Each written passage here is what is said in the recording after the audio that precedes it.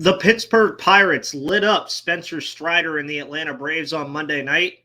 Should we be worried about Mitch Keller as he pitches tonight against the Atlanta Braves? And let's compare 2022 to 2023 up to this point on the August 8th edition of Locked On Pirates. You are Locked On Pirates, your daily Pittsburgh Pirates podcast. Part of the Locked On Podcast Network, your team every day.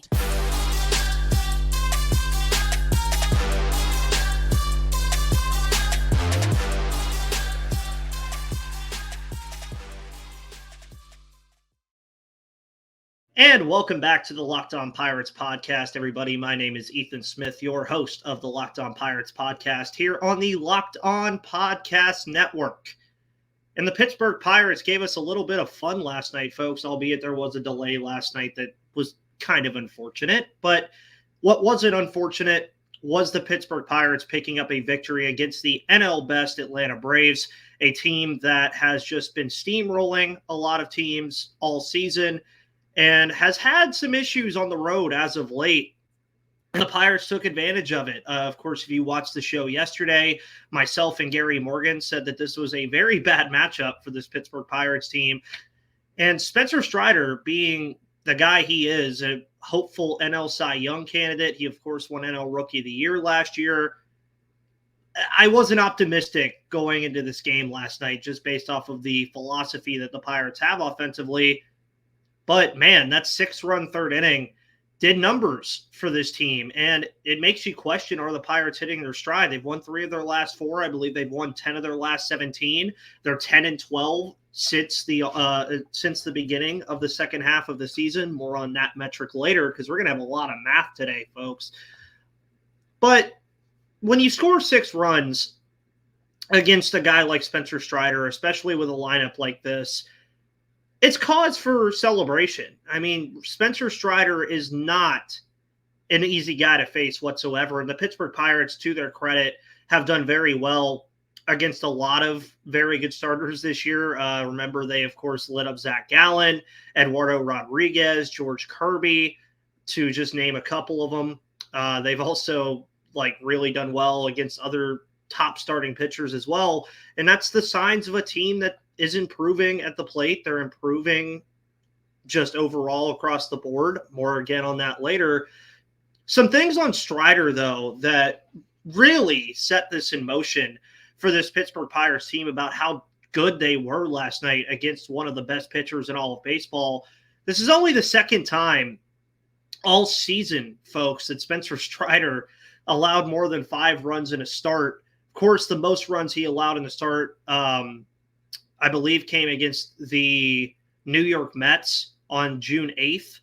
But his most runs allowed in a start before yesterday was on July 15th against the White Sox when he allowed 5. And 2 2/3 innings pitched is all Spencer Strider saw last night, folks. And that is, again, cause for celebration for this team because that was his shortest outing all year. The next closest outing that he had that was that short was against the New York Mets on June 8th when he only went 4 innings. I mean, Spencer Strider is a phenomenal pitcher, and the Pirates lit him up. I mean, lit him up, folks. And even better for the Pirates' favor, his ERA inflated from a 3.61 to a 3.94. His whip jumped from a 1.09 to a 1.13. And, yeah, I mean, it's safe to say the bats were hot on Monday night, and thanks to Connor Joe and Jared Triolo, who helped lead the way in scoring 7 runs in the 3rd and 4th inning combined. Connor Joe, of course, homered in back-to-back games for the Pittsburgh Pirates. Jared Triolo was a big part of that 6-run 3rd inning. And Osvaldo Bido, even to his credit, he did have some struggles against the Atlanta Braves lineup, as most pitchers have throughout this season. But he still pitched pretty okay. 4 innings pitched, 3 earned runs. And really, one of the bigger stories of this game as well was just how well the bullpen did in this game also, because Ryan Baruchi, Jose Hernandez, Carmen Mlodzinski, Angel Perdomo, and David Bednar combined for 1 earned run and 3 strikeouts I believe, across 5 innings, or it was 4.5 or 5 because Yuri De Los Santos was also in there as well. He gave up an earned run. But that group of 5, Baruki, Hernandez, Majinski, Perdomo, and Bednar, just they were on fire last night. And to their credit, they were just attacking the Atlanta Braves lineup. They weren't scared of the bats that were in the lineup. Now, obviously, the Braves did score some runs in this game, obviously with the final score being what it was. But going back to that group of 5, Baruki, Hernandez, Majinski, Perdomo, and Bednar, they faced 18 batters last night, folks, and that group combined for 12 first pitch strikes. 2/3 of the time, the first pitch of the at-bat was a first pitch strike, 66%. You will always take that if you're the Pittsburgh Pirates, because that's what you want to see from this team and from this bullpen, is just get in there and attack the opposing opposition, attack the opposing hitters, because when you do that and you throw strikes, good things are going to happen. Osvaldo Bido did a pretty decent job of that as well. I believe he faced 17 batters and threw 10 first pitch strikes, so he had a very good outing as well in that department, and that's what I want to see moving forward from this bullpen. Is I just want to see them attack opposing hitters. And they did that last night very well. David Bednar, of course, picked up another save. Pirates won their 3rd game in their last 4. The only starters last night that didn't have hits were Alika Williams and Brian Reynolds. And a big reason why this Pirates team has been winning games as of late is because of the play of Brian Reynolds. Reynolds has reached base in his last 11 games, so he has an 11-game on-base streak right now. His on-base percentage has went up in that span from a 321 to a 329. Obviously, there were some games where he didn't get a hit, but there were some games where he got on base via the free pass, and you always take that. And Brian Reynolds, of course, usually a slow starter during the season, had a pretty good start of the year this year, teetered down a little bit. He's dealt with some injuries this year, and now he's kind of back to that Brian Reynolds that the Pirates wanted to see when they extended him earlier this year for the largest contract in Pittsburgh Pirates history. And you're starting to see it a little bit more, but a lot of this is credit to the young guys in this lineup. Leover Peguero had a good game last night. Henry Davis and Eddie Rodriguez have been very good so far. Eddie Rodriguez and Henry Davis, of course, inflating some of those numbers hitting wise on the statistic metrics from the catcher position that was manned by Austin Hedges and Jason DeLay for most of this year. But this is what it's all about. It's all about this young team taking over, playing good baseball, and beating teams like the Atlanta Braves, because it means a lot to them. It has to mean a lot to them to beat a team that has over 70 wins, has arguably the best chance to make the World Series out of the National League. And you could say you faced their Cy Young candidate starting pitcher and put up 6 runs against them. Now, obviously, there's 3 more games left in this series. The Braves could very well win these last 3 games.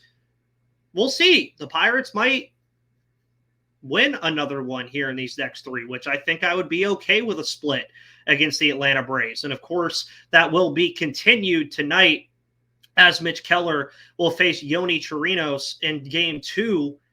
And before we get to Mitch Keller and why we should be or should not be worried about him based off of a lot of different metrics from Baseball Savant, I want to talk to you guys about BetterHelp. I talked about BetterHelp yesterday and how I myself go to therapy now, because mental health to me is the most important thing that you can have in life. It is like, it's the baseline. You have to have good mental health to be able to succeed, be able to do what you want to do in your career, be able to hang out with your friends and family and be in a good, positive mood all the time. And if you don't feel like you're there, go use BetterHelp, because that's what BetterHelp is there for. Whether you're dealing with decisions around career, relationships, or anything else, therapy helps you stay connected to what you really want while you navigate life, so you can move forward with confidence and excitement.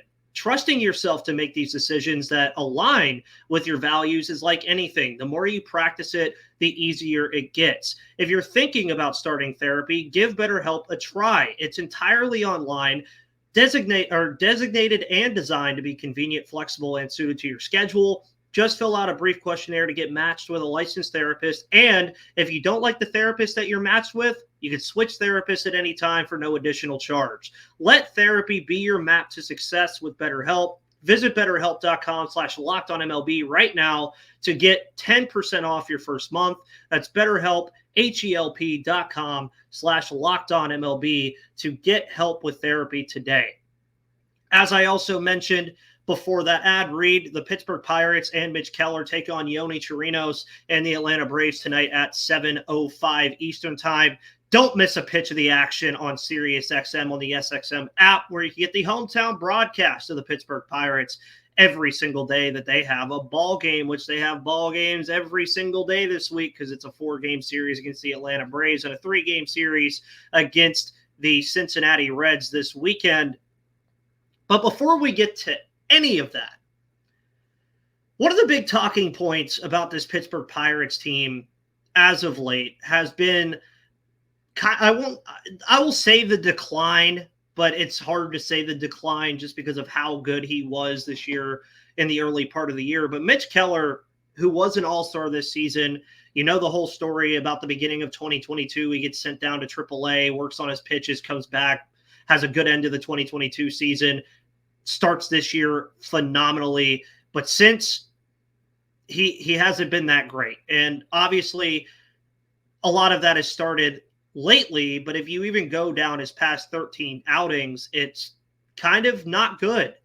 Keller ended the month of July with a 6.28 ERA, 28 2/3 innings pitched in that span of the month of July. And I think one of the bigger metrics that was more worrisome to me in that month of July was that he gave up 7 home runs. And if you go back and look, you could find this on MLB.com, Baseball Savant, Baseball Reference. You can find all this stuff that I'm talking about, but I feel like it's a little bit easier for me to outlay it to you this way. He gave up 7 home runs in July.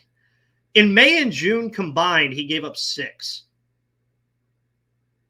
I mean, yeah, so that's cause for concern, because when you're only giving up 3 home runs in the month of May and June, and you have more home runs allowed combined in the month of July than you did in those 2 months, it's a cause for concern. Now, since July 3rd, Keller's ERA, which was still a 3.52 at the time on July 3rd, despite some of these outings that were getting kind of questionable, he entered the month of July with a 3.52 ERA. Of course, he had the All-Star break as well. He had that phenomenal outing against the Arizona Diamondbacks before the All-Star break, where a lot of us thought, okay, the slump is going to end. Then he left the month of July with a 4.35 ERA, and we remember, of course, the terrible start that he had against Milwaukee in the House of Horrors at not Great American Ballpark, that's Cincinnati. But he had a bad start in Milwaukee in that game that was 14-1, never was in the Pirates' favor whatsoever. But over his past 13 outings, folks, Mitch Keller has a 5.92 ERA, which most people would say that's typical Mitch Keller from what we've seen the last couple of seasons.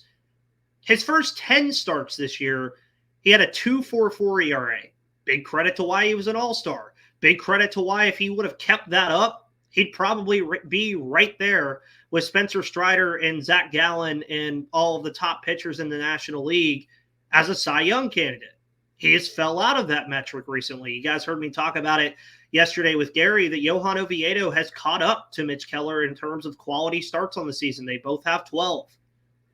And in his past 4 starts, so most recently, the most recent 4 starts that Mitch Keller has had, he's allowed 6 runs or more in 3 of those past 4 starts, with the outlier, of course, being that 2 earned run, 5 2/3 innings pitched outing against the Philadelphia Phillies on July 28th. So, what's been the issue? We didn't have to look far for what the issue has been, because Mitch Keller, of course, spoke on what he believes the issue is right now, and he spoke with Jason Mackey of the Pittsburgh Post-Gazette on this, and said, I have to get it back. It sets up everything to lefties. That's probably the main thing, just bad execution. That last part, 1, shows professionalism, and 2, shows awareness. He's just not executing as well as he was earlier in the year. And there is a certain pitch that he was using earlier this year that was getting the job done for him, and that was the cut fastball. He's admitted that was his go-to pitch, especially against left-handed hitters. And outside of the 4-seam fastball, It's the second most used pitch that he has this year. He's thrown it 508 times. The four-seam fastball, of course, is first. He loves the slurve. He loves his other pitches as well. But this cutter that he's used for a good portion of this season has been his go-to pitch that he wants to use against lefties. And he even said it in that quote that I said that he talked about with Jason Mackey. It sets up everything to lefties. Teams are going to put lefties in the lineup against Mitch Keller because they know he likes to use that cut fastball. Now, the metrics on the cutter, of course, have skyrocketed. These metrics were way better earlier this year, but I couldn't find anything as far as just a pitch distribution and how its batting average has increased or the opposing slugging has increased. But currently, he's allowed 6 home runs with the cutter this season. I believe that's the most he's allowed with any pitch this year. He has a 291 opposing batting average with the cutter, highest of any pitch he's used. A 533 opposing slugging, highest of any pitch that he's used. A 20.9 put-away percentage, which put-away percentage, of course, is anything. Like if you're just getting it out. That is 5% lower. That 20.9% is 5% lower than his four-seam fastball, which is at 25.9%, which is his highest put-away percentage of any pitch, I believe, outside of his slurve. Yeah, so that's a lot of metrics for just one pitch, and I warned you earlier that today was going to be a lot of math, especially in the last segment where we compare 2022 to 2023.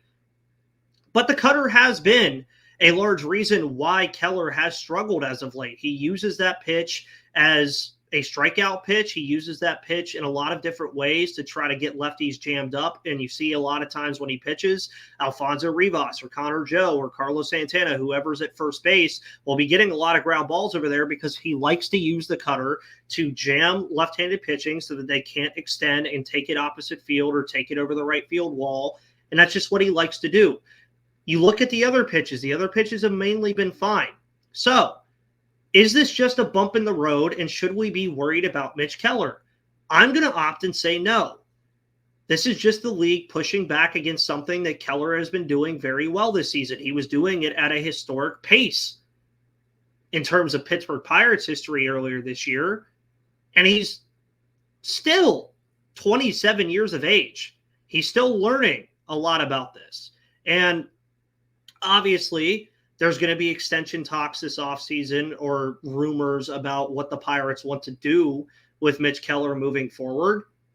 And you don't want to see Mitch Keller pitch bad, but I will say the extension number has definitely dropped from what it would have been after those first 10 starts. Because I used to joke that every good start that Mitch Keller had, that extension number kept going up, and you didn't want him to be unpayable in Pittsburgh based off of what the Pirates usually spend on pitching. So that's changed.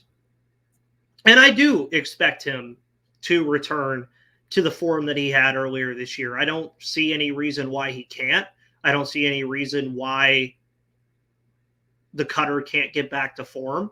I think he may lean on the four-seam fastball a little bit more with how the cutter has been playing over the past couple of starts and how the starts have went.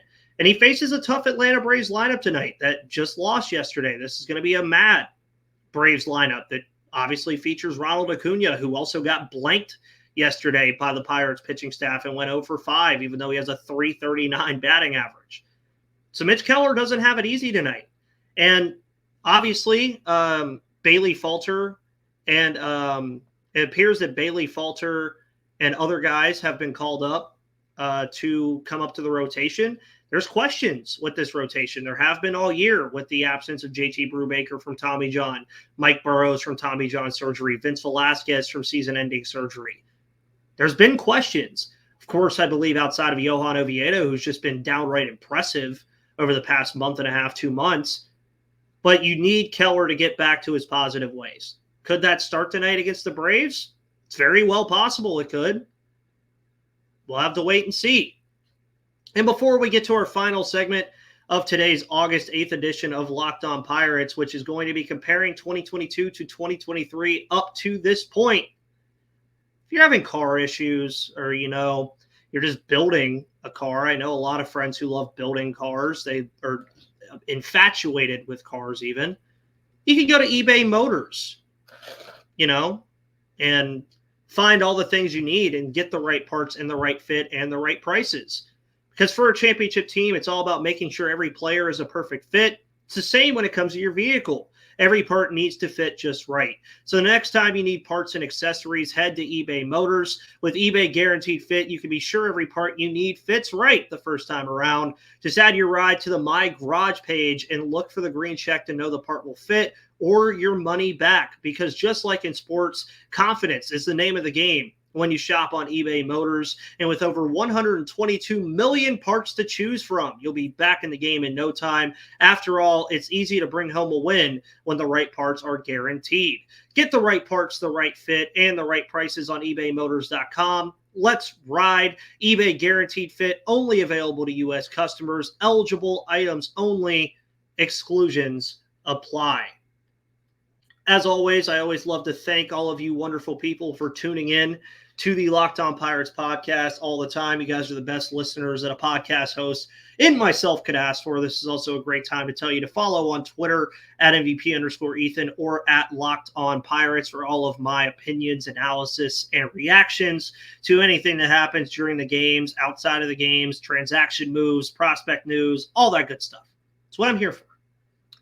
So around this time last year, most of the optimism surrounding this team was around Oneil Cruz. That was basically it.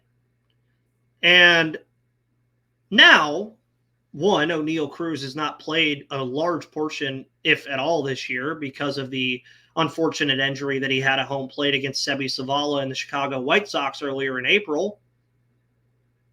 But now, you look across the diamond, and you're starting to see things take shape a little bit, which I think is the biggest thing that this Pirates team needs, is you want to see this team start to take shape. And obviously, the 20-8 start that they had earlier this year was very nice. Some of the best analytical numbers I've done on this show from that time period. For you guys, some of the best baseball we've seen the Pirates play in years.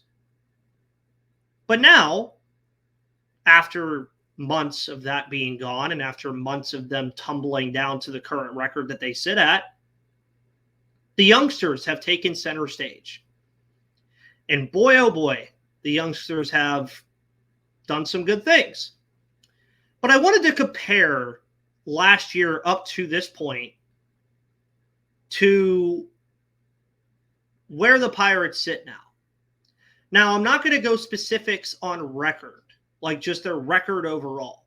But we are going to go into records as far as how they did in the second half and all of that. So, in 2022, we all remember 62-100. It's their second straight consecutive 100-loss season. It would have been their third if 2020 was a full year. And as I mentioned, there wasn't much to be optimistic about outside of Oneil Cruz. But now, on August 8th, at least for me, I see Andy Rodriguez, I see Henry Davis, I see Liover Peguero, I see Nick Gonzalez, who did get sent down, but will probably be back. I see Ke'Bryan Hayes. Hopefully see Oneil Cruz coming back in a couple weeks. I see Brian Reynolds fully extended. I see Johan Oviedo, who they literally got for a rental starting pitcher and a reliever. I see a bullpen that is improving as the days pass. So optimism's there. So now that we're in the second half of the year, let's start with the second half of the season last year. In 2022, Pirates were 23-46 in the second half of the year, which is always post All-Star break. So far in 2023, they are 10-12 in the second half, which amounts to a 45% winning percentage. If you want to round up to 46, you can. Which, if you do the math of 45%, and the second half, of course, having 69 games, as it always usually does, Pirates are on pace for around 21 more wins this year. So, they just won their 51st game last night. That would put them at 72-90 and 32-38 or 32-37 in the second half of the year. Check my math if you want, but it's not far off to the point where it's going to be like, whoa, his math is way off. Now, obviously, like I said, there's lots of math in today's show. But if the Pirates do go 72-90, it's a 10-win improvement from last year. Could they win 21 more games? Probably. You're mixing in games against the Mets in there. You're mixing in a lot of divisional matchups. They have struggled in division this year, which is something that they struggled with last year too, but not near as bad as what we saw with those 9 straight losses in the NL Central. And you just continue to look at all of these metrics and what the on-pace metrics are.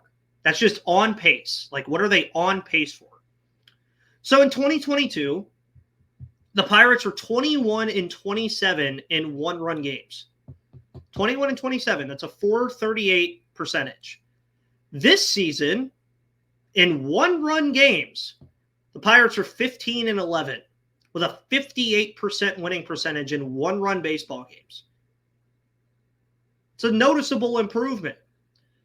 And they've nearly matched their win totals at home and on the road this year. Last year, 34 wins at home in 2022. They're already up to 27 in 2023.